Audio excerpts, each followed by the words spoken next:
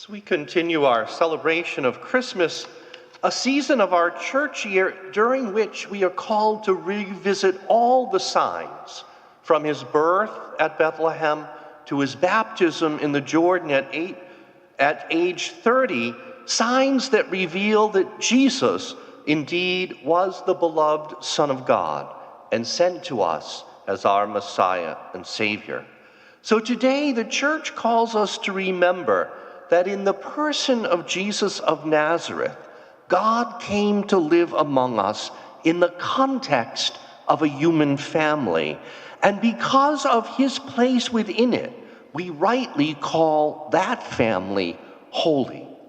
But that title, admittedly, might be a bit off-putting, because when we look at our own families, with all of their imperfections, holy doesn't tend to be always the first adjective that we would use to describe them. We hear holy family and we readily jump to think perfect family, which is a status unattainable by even the best of families with which we are familiar. So it can be difficult then for us to relate to the Holy Family of Nazareth. But we must take care to remember that the Gospels were not written as biographies. So we don't have the full story of the day-to-day life of Mary, Joseph, Jesus, and as the Gospel of Mark would add, also James and Joseph and Jude and Simon and some unnamed sisters too, perhaps the children of a widower, Joseph, from his first wife.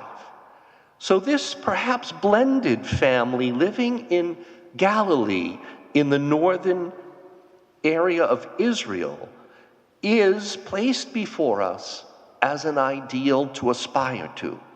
But we really must try to imitate them, but that's difficult if we feel that their holy lives were in some ways similar to ours. Yet to learn that their lives truly were, we would only need to review the scant mentions of this family scattered throughout the Gospels to see that most of those passages suggest some degree of underlying tension. First, in today's Gospel, Simeon gives good news and then bad news. The good news to Mary and Joseph is that this child is indeed special and destined for greatness. But then Simeon gives the bad news. Look out, mother, you are in for some serious heartbreak and suffering on account of this child. The next mention of Jesus is when, at about age 12, he went missing during the overcrowded feast of Passover in Jerusalem, but not accidentally, rather on purpose, defying his parents by choosing to stay behind and listen to the scholars of the law, and causing Mary and Joseph, as we are told, great anxiety because they feared he was lost.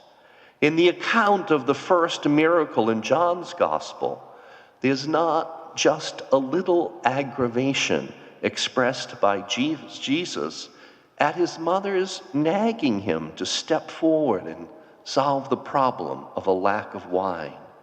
And when Jesus up and leaves Nazareth to begin his ministry in Capernaum, in the 3rd chapter of St. Mark, we are told that his family journeyed from Nazareth to Capernaum, quote, to take charge of him, for they said he is out of his mind, implying that in their opinion, Jesus had no business leaving his hometown and the profession he had inherited as a craftsman from Joseph to be preaching to the masses along the Sea of Galilee.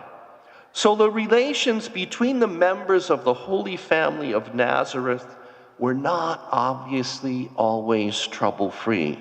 Indeed, from even the little we are told in the Gospel, we can see that like any family, there were differences of opinion, disagreements among the members of that family, and so in that way, They are exactly the same as any other human family, yet the critical difference is that along with those inevitable tensions of human life and living, there was an abundance of love and forgiveness, as is evidenced when his mother Mary would be there with Jesus right to the end, even at the foot of the cross.